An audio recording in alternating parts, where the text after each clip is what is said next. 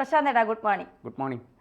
പ്രശാന്തേട്ടാ, ഇപ്പോൾ കുറച്ച് ദിവസങ്ങളായി സോഷ്യൽ മീഡിയയിൽ കുറച്ച് കാര്യങ്ങൾ കിടന്ന് കറങ്ങുന്നുണ്ട്. അത് നമ്മളും ചിന്തിക്കുമ്പോൾ ശരിയല്ലേ, നമ്മളല്ല പുതിയ തലമുറ ചിന്തിക്കുമ്പോൾ അവർക്ക് തോന്നും അത് ശരിയല്ലേ എന്നുള്ളത്.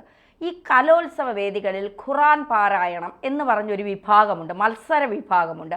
അതെന്താ ബൈബിളും രാമായണവും ഭഗവത്ഗീതയും അല്ലെങ്കിൽ തോറ ഇതൊന്നും പിന്നെ മത്സര രംഗത്ത് കൊണ്ടുവരാത്തത്? ഒരു വിഭാഗത്തെ മാത്രം ഇങ്ങനെ മത്സര രംഗത്ത് കൊണ്ടുവന്ന് അപ്പോൾ മറ്റു കുട്ടികൾ ഞങ്ങളുടെ വേദങ്ങളും അല്ലെങ്കിൽ ഞങ്ങളുടെ മതങ്ങളും ഞങ്ങൾക്ക് കലോത്സവ വേദികളിൽ പാരായണം ചെയ്തുകൂടെ എന്നുള്ളൊരു ചോദ്യം വരും. ഇത് മാത്രമല്ല, ഇതിനു മുൻപ് ഒരു ഉപജില്ല കലോത്സവത്തിൽ, സബ് ജില്ലയാണോ ഉപജില്ലയാണോ എന്ന് എനിക്ക് ഓർമ്മയില്ല, കലോത്സവത്തിൽ പാർവതി എന്ന് പറയുന്ന ഒരു പെൺകുട്ടി ഖുറാൻ പാരായണം നടത്തി. അന്ന് ഇസ്ലാം മത പണ്ഡിതർ അമുസ്ലിം അല്ലാത്തവർ ഖുറാൻ പാരായണം നടത്തിയതിനെക്കുറിച്ചും ആ കുട്ടിക്കെതിരെ വലിയ വിമർശനങ്ങളൊക്കെ ഉയർത്തിക്കൊണ്ടുവന്നിരുന്നു. അപ്പോൾ ഇതൊരു വോട്ട് ബാങ്കാണ്, കലോത്സവത്തിലെ കുട്ടികളെ കൊണ്ട് നടത്തിപ്പിക്കുന്ന ഒരു വോട്ട് ബാങ്കാണ് ഈ ഖുറാൻ പാരായണം. ഇവിടെ വർഗീയതയൊന്നും അല്ല പറയുന്നത്, പക്ഷെ എങ്കിൽ പോലും വളർന്നു വരുന്ന തലമുറയ്ക്ക് മനസ്സിലാകാൻ വേണ്ടി എന്തിനാണ് ഈ ഖുറാൻ മാത്രം ഇങ്ങനെ പാരായണം നടത്തി എ ഗ്രേഡ് ബി ഗ്രേഡ് എന്ന് പറഞ്ഞ് ഒരു വിഭാഗത്തെ മാത്രം ഇങ്ങനെ മുൻനിർത്തിക്കൊണ്ടുവരുന്നത്? അതിന് ധന്യയുടെ ചോദ്യത്തിന് ശരിക്കും ഉത്തരം പറയേണ്ടത് ഇവിടുത്തെ രാഷ്ട്രീയക്കാരാണ്. അവരാണ് ഇത് വെച്ച് കളിക്കുന്നത്. അത് ചില പ്രത്യേക വിഭാഗത്തെ അല്ലെങ്കിൽ വിഭാഗങ്ങളെ പ്രീതിപ്പെടുത്താനും അവരുടെ വോട്ട് സമാഹരിക്കാനും വേണ്ടി ചെയ്യുന്ന ഒരു രാഷ്ട്രീയ നാടകമാണ് വാസ്തവത്തിലിത്. മുമ്പ് കലോത്സവങ്ങളൊക്കെ നമ്മളൊക്കെ കൊച്ചിലെ കലോത്സവം കണ്ടു വളർന്നവരാണ്.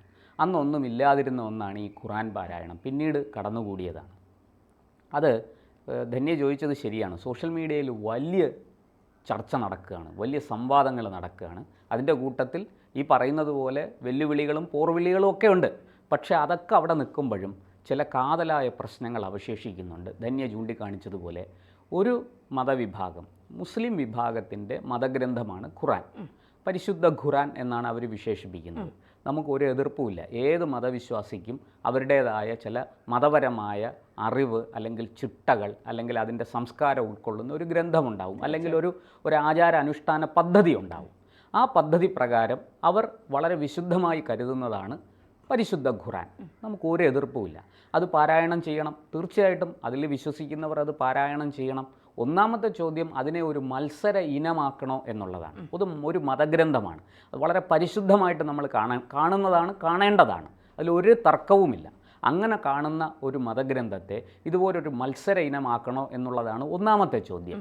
ഇതിന് ഉത്തരം പറയേണ്ടത് ഇവിടുത്തെ വിദ്യാഭ്യാസ വിചക്ഷണന്മാരും രാഷ്ട്രീയക്കാരും ഒക്കെ, സാംസ്കാരിക നായകന്മാർ, തീർച്ചയായിട്ടും സാംസ്കാരിക നായകന്മാരും മതപണ്ഡിതന്മാർ, ആ വിഭാഗത്തിൽപ്പെടുന്ന പണ്ഡിതന്മാർ തീർച്ചയായിട്ടും ഇതേക്കുറിച്ച് ചിന്തിക്കണം. ഇതിനെ കേവലം ഒരു മത്സര ഇനമാക്കണം എന്നുള്ളത്. അത് കാരണം എന്തെന്നാ പ്രശ്നം കേട്ടോ, എനിക്ക് തോന്നുന്നു കുറച്ച് നാളുകൾക്ക് മുൻപ് ഒരു 10ാം ക്ലാസ്സിൽ പഠിക്കുന്ന ഒരു പെൺകുട്ടി എല്ലാത്തിനും എ ഗ്രേഡ് വാങ്ങിയതിൽ സ്റ്റേജിൽ കയറി സമ്മാനം വാങ്ങിയെന്ന് പറഞ്ഞുകൊണ്ട് സമസ്തയിലെ ഒരു പണ്ഡിതൻ വളരെ ആര് സ്റ്റേജിലേക്ക് വിളിച്ചു, നിന്റെ അച്ഛനും അമ്മയും ഇല്ലേ, നിന്നെ ആരാണ് സ്റ്റേജിലേക്ക് വിളിച്ചത് എന്ന് പറഞ്ഞുകൊണ്ട് വലിയ രീതിയിൽ അതൊക്കെ സോഷ്യൽ മീഡിയയിൽ പരസ്യമായിട്ട് വഴക്ക് പറഞ്ഞത് സോഷ്യൽ മീഡിയയിൽ വൈറലായി. ഇവരെ സംബന്ധിച്ചിടത്തോളം ഇവർക്ക് ഈ പാട്ട്, ഡാൻസ്, സ്റ്റേജിൽ കയറി സമ്മാനം വാങ്ങുന്നത്, സ്റ്റേജിൽ കയറുന്നത് ഒക്കെ നിക്ഷിപ്തമായിട്ടാണ് ഇപ്പോഴും ഇവർ കണ്ടുകൊണ്ടിരിക്കുന്നത്.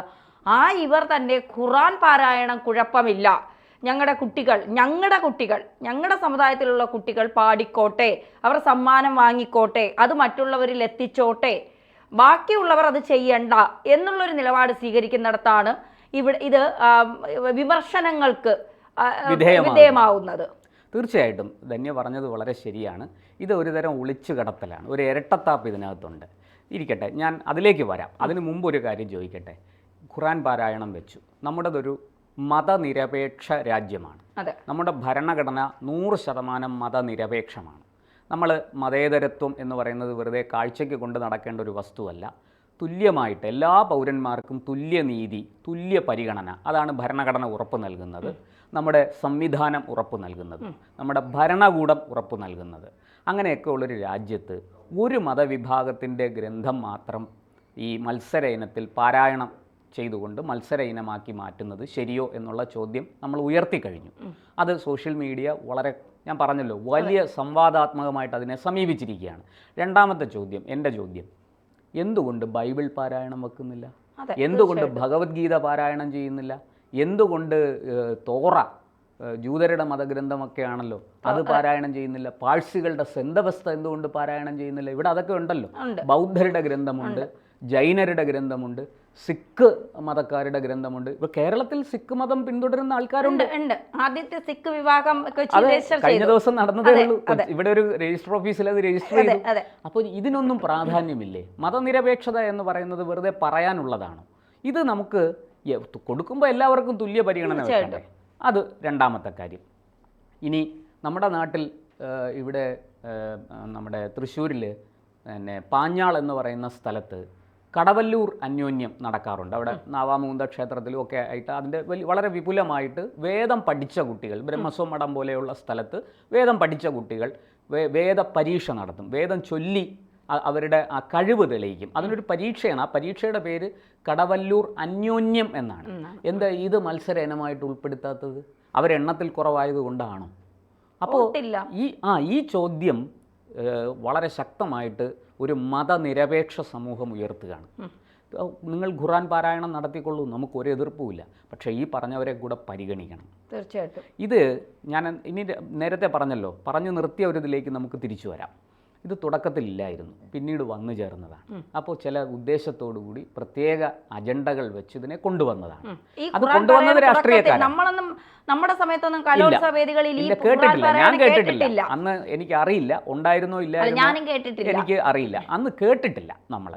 ഇനി അന്ന് നമ്മൾ കേൾക്കുന്നത് സംസ്കൃതം, അറബി, അല്ലേ, തമിഴ്, ഇംഗ്ലീഷ്, മലയാളം ഒക്കെ പദ്യം ചൊല്ലലുണ്ട്, കഥാരചനയുണ്ട്, പ്രസംഗമുണ്ട്, അല്ലേ, കവിതാരചനയുണ്ട്. ഇതിലെല്ലാം ഈ പറഞ്ഞ ഭാഷകൾക്കെല്ലാം മത്സരം ഉണ്ടായിരുന്നു അന്ന്. അതിനോട് ആർക്കും ഒരു എതിർപ്പോ അന്നുമില്ല, ഇന്നുമില്ല. നമ്മൾ ശ്രദ്ധിക്കേണ്ടത് സോഷ്യൽ മീഡിയയിൽ ചെറുപ്പക്കാരാണ്, പുതിയ തലമുറയാണ് ഏറ്റവും കൂടുതൽ ഈ ചോദ്യം ഉയർത്തുന്നത്. അവരാരും ഈ സംസ്കൃതം, അറബി, തമിഴ്, ഇംഗ്ലീഷ് തുടങ്ങിയ ഒരു വിഭാഗങ്ങളെയും അവർ എതിർക്കുന്നില്ല. അവരതിനെ ഒന്നും ചോദ്യം ചെയ്യുന്നില്ല. അപ്പോൾ ഈ ഒരു കാര്യം, അതായത് മതപരമായി വളരെ വിശുദ്ധമായി കരുതേണ്ട ഒരു കാര്യത്തെ നമ്മളിങ്ങനെ ഒരു മത്സര ഇനമാക്കണോ എന്നുള്ള ചോദ്യമാണ് നമ്മൾ ഒന്നാമത് ഉന്നയിച്ചത്. അതിലേക്ക് അവരും വളരെ കൃത്യമായിട്ട് സോഷ്യൽ മീഡിയയിൽ അത് ചർച്ച ചെയ്യുന്നുണ്ട്. പിന്നെ ധന്യ പറഞ്ഞതുപോലെ നൃത്തം, സംഗീതം, കല, ഇതിനെയൊക്കെ ഹറാമായിട്ട് കാണുന്നു. ഇതെല്ലാം വലിയ കുഴപ്പമാണ്, ഇതെല്ലാം ദൈവത്തിൽ നിന്ന് നമ്മെ അകറ്റിക്കളയും എന്ന് വിശ്വസിക്കുന്ന, ആ സിനിമ പോലും അടുത്ത ഹറാമാണെന്ന് പറയുന്ന ഒരു ചെറിയ വിഭാഗം ആൾക്കാർ ഇവിടെ ഉണ്ട്. ഒരു വിഭാഗം മതപണ്ഡിതന്മാരുണ്ട്. അവരെന്താ ഈ കാര്യത്തിൽ ഒന്നും മിണ്ടാത്തത്?